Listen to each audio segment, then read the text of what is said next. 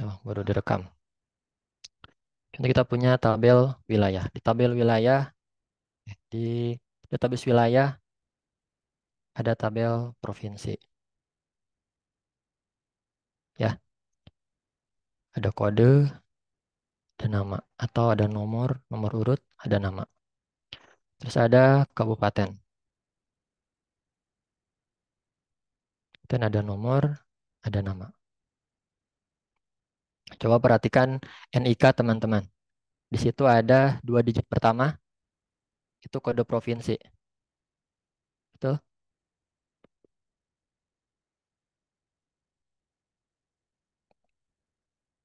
Kalau Mas Alfi, KTP-nya apa? Banten. Bandung, Pak. Bandung. 36 ya, Jawa Barat. Tiga Jawa dua Barat tujuh 37. Jawa Barat 37. Oke, tiga dua sorry. tujuh 32. Iya, 32, Pak. Jawa Barat. Terus ada Banten itu 36 ya? Atau 3 berapa ya? 367. Oh, 3, 36, betul. 36 ya. Banten. 2 digit ya. Oke, contoh. Sini. Contohnya di Kabupaten Jawa Barat tuh ada nomor urut 01, ini Bandung. 02, Bandung Barat. 3, Garut. Nah, di Provinsi Jawa Barat ini nomor urutnya 1, 2, 3, ini wilayahnya Bandung, Bandung Barat, Garut. Terus di Banten bisa jadi nggak nomornya duplikat. Misalnya satu lagi. Sini Serang.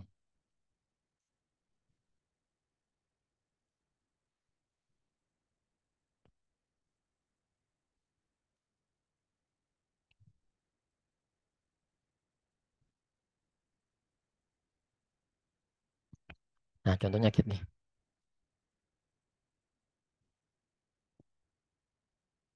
Nah, untuk di Primediki di kabupaten,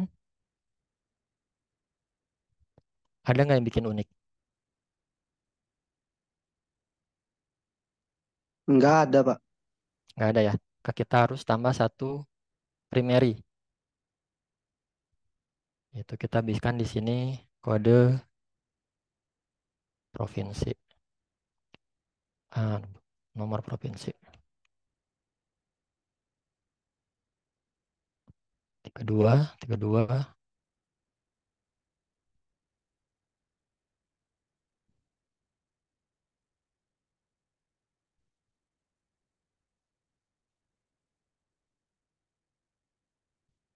Oke, tabel provinsi pasti berhubungan dengan tabel kabupaten. Nah, yang bikin unik di kabupaten kita bisa bikin satu primary key. Itu jenisnya composite key, yaitu gabungan antara field-field. Maka di kabupaten kita bikin satu field, itu kode kabupaten, gabungan antara provinsi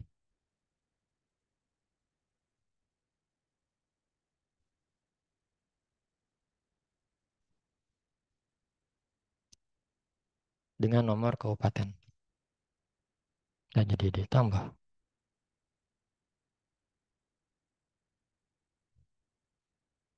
Hmm,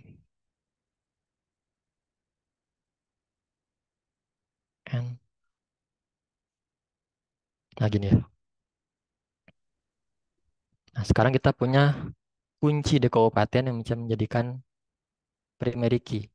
Itu gabungan antara nomor provinsi dengan nomor kabupaten. Nah, fungsi minimal atau key yang masuk ke dalam kriteria minimal.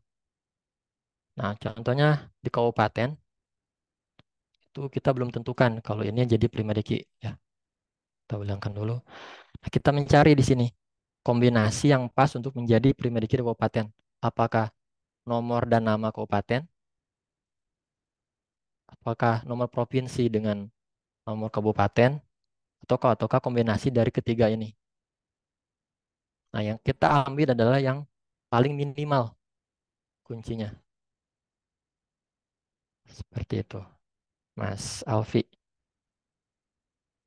Fungsi minimal Baik, baik. atau yang jadi kriteria di primary key. Oke, mudah-mudahan menjawab ya. Jadi yang paling mudah gitu Pak, atau Ya, yang paling singkat, terus yang yang paling bisa singkat? mendefinisikan yaitu unik. Oke. Baik, paham Pak. Terima kasih Pak. Oke, oke lanjut ya. Oke, sekarang kita buat kelompok kecil. Waktunya singkat 5 menit aja. Kayaknya kalau kelas malam udah pada jago-jago. Ya, sendiri juga bisa ya. Jadi buat mini studi kasus, minimal ada dua entitas. Ya, bisa ditulis tangan kalau teman-teman kesulitan menggunakan aplikasi Draw.io atau app diagram, silakan tulis tangan di kertas, foto, terus upload di chatting, silakan. Itu minimal ada dua entitas. Studi kasusnya serah, bebas. Jelaskan entitas, terus atribut, dan relasi.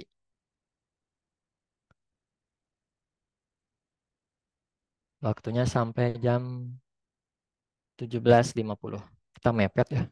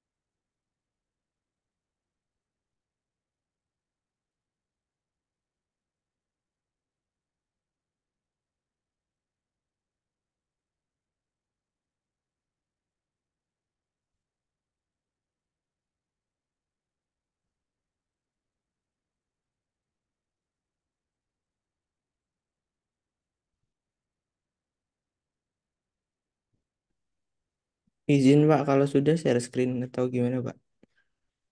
Boleh, boleh share screen Mas. Silakan. Seperti ini betul apa tidak Pak? Dua entitas, ada kategori, ada relasi. Oke, oke betul. Ini berarti database buku ya. Iya betul Pak. Jadi ada tabel buku. Buku memiliki beberapa kategori. Betul Pak. Buku kebalik. Satu kategori memiliki beberapa Beberapa buku. buku, gitu ya. Iya, Oke, tapi satu buku memiliki satu kategori. iya betul Betul, Pak. Mas. Makasih Pak. Betul. Ya, toolsnya boleh dikasih tahu tadi, Mas. Teman-teman yang lain pakai apa tadi? Pakai dbdiagram.io. Nah, boleh dicoba tuh, teman-teman.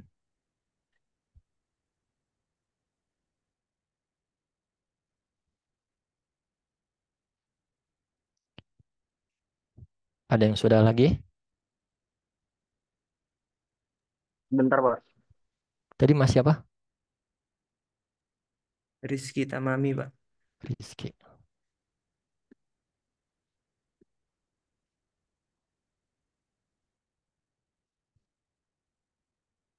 Oke, itu linknya.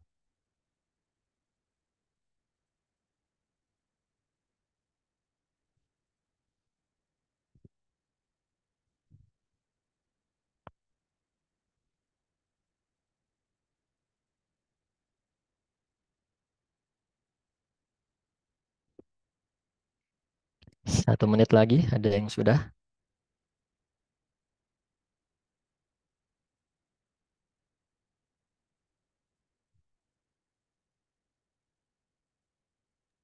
Sudah, Pak. Oke, boleh.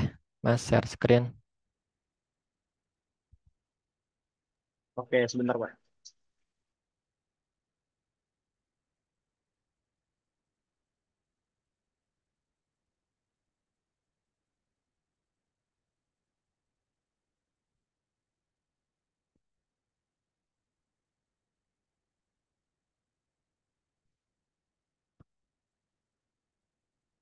Oke, bisa dijelaskan apa aja itu, Mas?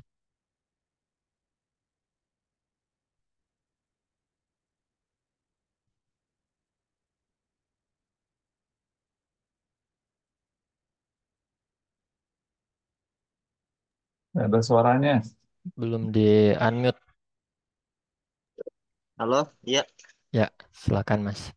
Jadi ini adalah tabel pegawai. Isinya adalah ID sebagai primary key, ada namanya, jabatan, dan created at-nya ini fungsinya untuk semacam validasi aja ini dibuat kapan. Terus di sini ada proyek, ada ID, primary key-nya, nama sama deskripsi proyeknya. Lalu di sini ada relasinya, yaitu dari si pegawai dan proyeknya ini ada dimasukkan ke dalam sini. Oke. Kayaknya proyeknya di sebelah tanggung jawab deh, Mas. Coba digeser. Yang mana, Pak? Tabel proyek, nah kayak gitu kayaknya. Proyek ke samping kanan. Nah, ya. Oke, benar-benar. Oke, jadi satu pegawai memiliki berapa proyek seperti itu ya. Ya, Dan satu proyek dimiliki berapa pegawai. Banyak pegawai. Oke, betul, Mas. Mas Syahrul. iya, Pak. Oke, makasih, Mas. Coba. Oke, jago-jago kelas malam.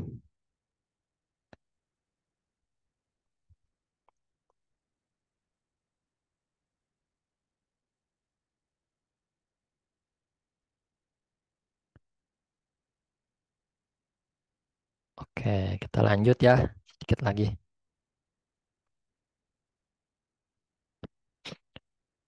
Oke, tadi kita sudah singgung primary key, composite key ya. Terus ada juga kita kenal dengan foreign key atau kunci tamu. Atau lebih lebih enaknya sih primary key yang ada di tabel lain. Ya, foreign key itu. Nah, kalau contoh penerapannya, ya kita punya tabel mahasiswa, punya tabel jurusan. Mahasiswa untuk NIM ini primary key.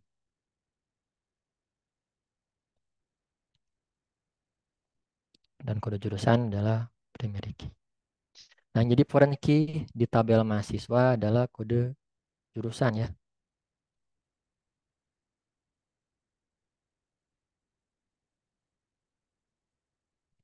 Ya, foreign key-nya kode jurusan. Kenapa? Karena kode jurusan itu primary key yang ada di tabel jurusan. Itu foreign key.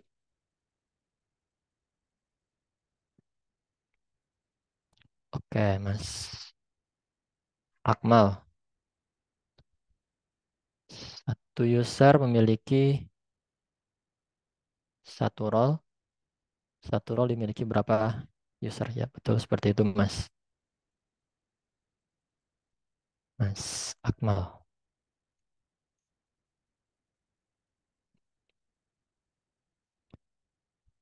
Oke, itu ini primary key, ini foreign key. Oke.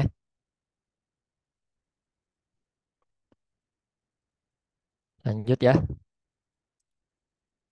Selanjutnya ada composite key. Composite key yaitu yang tadi saya ilustrasikan ada di tabel wilayah gabungan dari beberapa field. Contohnya yang seperti ini ya. Karena di tabel kabupaten ilustrasinya tidak ada primary key yang memungkinkan, ya tidak ada field yang unik, maka kita coba untuk menggabungkan beberapa field. Kita gabungkan nomor provinsi dan nomor kabupaten. Jadilah kode kabupaten. Ini disebut dengan composite key. Ya. Kalau foreign key yang ada di kabupaten itu apa, teman-teman?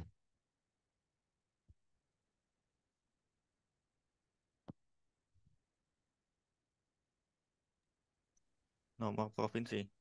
Ya, ya betul ya. Nomor provinsi. Salah. Karena nomor provinsi itu primary key yang ada di tabel provinsi. Seperti itu. Lanjut, yang terakhir ada alternatif key. Alternatif key itu keluar jika tidak ada field yang unik. Terus yang kedua, gabungan dari beberapa field terlalu panjang. Nah, maka dibuatlah alternatif key, dibuat key baru yang tidak ada di dunia nyata. Contohnya adalah ilustrasi dari tabel KRS. Ada tabel mahasiswa, ada tabel matkul, ada kode matkul, ada nama matkul aja ya.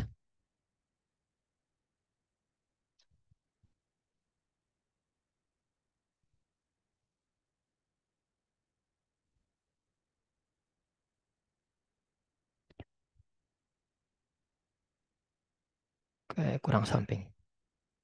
Selanjutnya kita punya KRS ya. Sukan punya KRS. Di KRS ini menggabungkan antara NIM mahasiswa dengan kode matkul.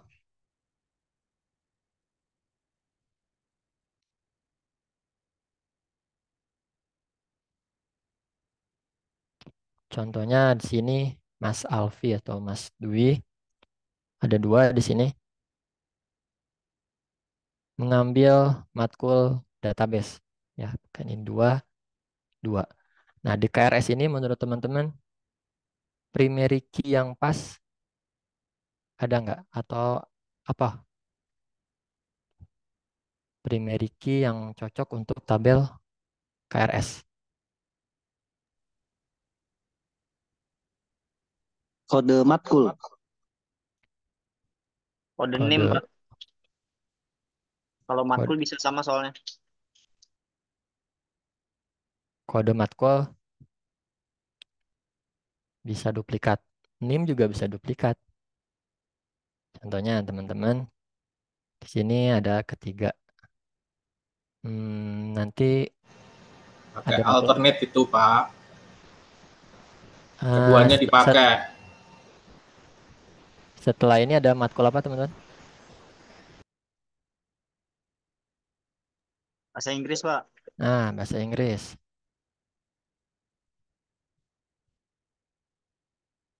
Nah, ini kan Mas Alfi sama Mas Dwi sama-sama ngambil bahasa Inggris kan? Ini jadi duplikat. Nah, maka NIM tidak bisa dijadikan primary key. Betul? Kalau Tuh. kalau NIM dengan kode matkul digabungkan, mungkin kan nggak jadi primary key?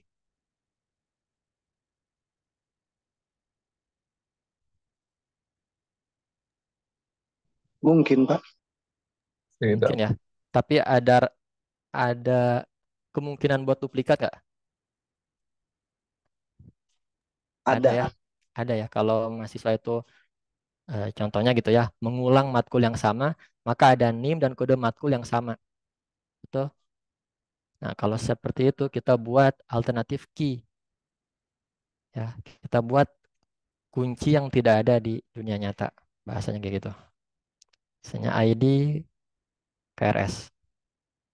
Ya, 1, 2, 3, 4. Atau kita kenal di tabel itu dengan auto increment lah ya. Seperti itu.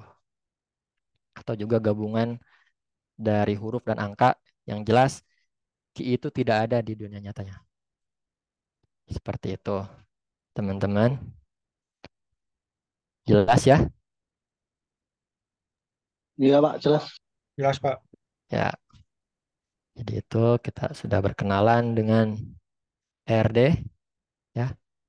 Terus kita tadi bahas mengenai primary key, composite key, foreign key, dan alternative key. Oke, bentar lagi kita mau buka puasa, sepertinya cukup ya pertemuan hari ini. Untuk absen jangan lupa diisi di Google Form. Nanti akan saya rekap ya. Oke, pertemuan depan Materinya di-share, Pak. ya, nanti kita share. Depan kita akan bahas mengenai relasi tabel atau bahasa kerennya derajat kardinalitas. Oke, ini masih